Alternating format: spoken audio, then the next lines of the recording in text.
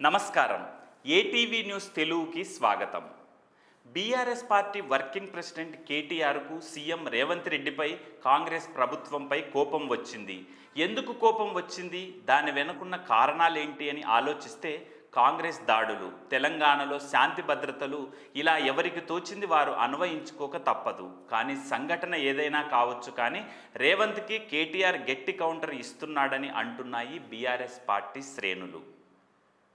తమ సహనాన్ని పరీక్షిస్తే చర్యకు ప్రతిచర్య తప్పదని BRS party working president KTR Congress సర్కార్ను హెచ్చరించారు. అధికారం ఎవరికీ శాశ్వతం కాదనే విషయాన్ని సీఎం రేవంత్ రెడ్డి గుర్తుంచుకోవాలని కేటీఆర్ సూచించారు. బీఆర్ఎస్ కార్యకర్తలపై కాంగ్రెస్ పార్టీ శ్రేణుల దాడులు, పోలీసుల నిర్లక్ష్య వైఖరిపై రాష్ట్ర డీజీపీని కేటీఆర్ సీనియర్ నాయకులు కలిసి ఫిర్యాదు చేశారు. రాష్ట్రంలో శాంతి భద్రతలు క్షీణించాయని ఫిర్యాదు చేశారు. గురువారం తిరుమలగిరిలో బీఆర్ఎస్ ధర్నా శిబిరంపై కాంగ్రెస్ నేతలు దాడి చేశారని డీజీపీ దృష్టికి తీసుకెళ్లారు. పైగా ధర్నా శిబిరాన్ని పోలీసులే తొలగించారని కేటీఆర్ ఆరోపించారు. రాష్ట్రంలో బాంబుల సంస్కృతి మళ్లీ వచ్చిందని డీజీపీకి తెలిపారు. అనంతరం కేటీఆర్ మీడియాతో మాట్లాడుతూ రుణమాఫీపై చర్చకు రావాలని సీఎం రేవంత్ రెడ్డికి సవాల్ విసిరితే స్పందించలేదన్నారు. రుణమాఫీపై వాస్తవాలను బయట పెడుతున్నందుకు దాడులు చేస్తారా అని ప్రశ్నించారు కేటీఆర్. సెక్యూరిటీ లేకుండా రా, పోలీస్ బలగాలను అడ్డం పెట్టుకొని కాదు, బ్యాంక్ అధికారులను అడ్డం పెట్టుకొని కాదు, వ్యవసాయ అధికారులను అడ్డం పెట్టుకొని కాదు, మేము కూడా వస్తాం, నువ్వు కూడా రా. ఏ ఊరికి పోతావో పోదాం. ఎక్కడ కూడా చారాన రుణమాఫీ కాలే, ఎక్కడ కూడా రుణమాఫీ అనేది పూర్తి కాలే. రైతులు ఇవాళ బగబగ మండుతా ఉన్నారు. ఎక్కడన్నా కాంగ్రెస్ ఊళ్ళలోకి వస్తే తరిమి కొట్టాలన్న ఆలోచనలో ఉన్నారు. అందుకే ముఖ్యమంత్రికి చెప్పేది, తప్పు పోలీసులది కాదు. పోలీసు వాళ్ళు ఏం చేస్తారు పాపం, ముఖ్యమంత్రి, మంత్రులు, అధికార గణం మీరేం చెప్తే అది చేయక తప్పదు. పోలీసు తప్పు కాదు, తప్పు ముఖ్యమంత్రిది, పరిపాలించే సత్తాలని సన్నాసు రేవంత్ రెడ్డిది అనే మాట నేను విజ్ఞప్తి చేస్తా ఉన్నా. నిన్న ఒక్కరోజే వేరువేరు చోట్ల 2 ఉదంతాలు చోటు చేసుకున్నాయి. వాటికి సంబంధించి ఆధారాలతో సహా డీజీపీకి ఫిర్యాదు చేశారు కేటీఆర్. విద్యార్థి నాయకుడు తుంగతుర్తి మాజీ ఎమ్మెల్యే గాదరి కిషోర్ ఆధ్వర్యంలో ప్రజాస్వామ్య పద్ధతిలో శాంతియుతంగా తిరుమలగిరిలో రైతు నిరసన దీక్ష కార్యక్రమం చేపట్టింది బీఆర్ఎస్.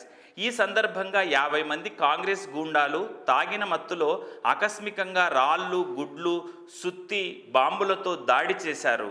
మా వాళ్లు తిరగబడి ఉంటే ఆ 50 మంది కాంగ్రెస్ ముక్కలు ఒక్కరు కూడా మిగిలేవారు కాదు. కానీ శాంతియుతంగా నిరసన తెలపాలని బీఆర్ఎస్ భావించింది.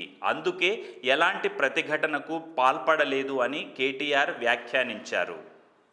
పోలీసులే తమ నిరసన దీక్షకు సంబంధించిన టెంట్ కూల్చేయడం ఆశ్చర్యం కలిగించింది అని కేటీఆర్ తెలిపారు. కాంగ్రెస్ నేతలు చారానా రుణమాఫీ కూడా చేయలేదన్నారు. నగరంలో శాంతి భద్రతలు పూర్తిగా అదుపు తప్పాయి. ఆ కారణంగా అత్యుత్సాహం ప్రదర్శిస్తున్న పోలీసులపై చర్యలు తీసుకోవాలని డీజీపీకి ఫిర్యాదు చేశారు కేటీఆర్. హైదరాబాదులో శాంతి భద్రతలు పూర్తిగా అదుపు తప్పాయి. నెల రోజుల్లో 28 హత్యలు అనే వార్తలు వస్తున్నాయి.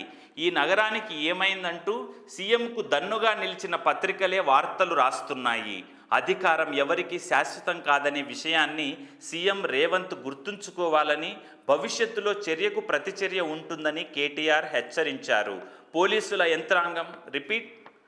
పోలీసు యంత్రాంగం మీద మాకు సానుభూతి ఉంది. వారిని అడ్డం పెట్టుకొని సీఎం అధికారం చెలాయిస్తున్నాడు. సోషల్ మీడియాలో పోస్టులు పెడితే కూడా మా పార్టీ యువకులను వేధిస్తున్నారు. ఇంకా ఇలాగే కొనసాగితే మా నుంచి ప్రతిఘటన కూడా తప్పదు అని కేటీఆర్ తేల్చి చెప్పారు. హైదరాబాద్ బ్రాండ్ ఇమేజ్ దెబ్బ తినవద్దనే తాము ఇప్పటి వరకు ఊరుకుంటున్నామని కేటీఆర్ చెప్పారు. మా సహనాన్ని చేతగానితనం అనుకోవద్దు అని కేటీఆర్ అన్నారు.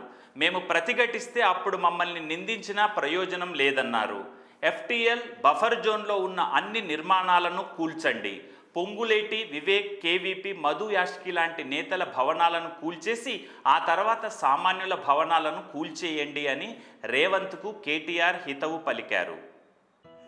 Hi, this is Shiva Reddy, Tollywood movie and mimicry artist. ATV health, ATV devotional and ATV news. Please subscribe, like and share.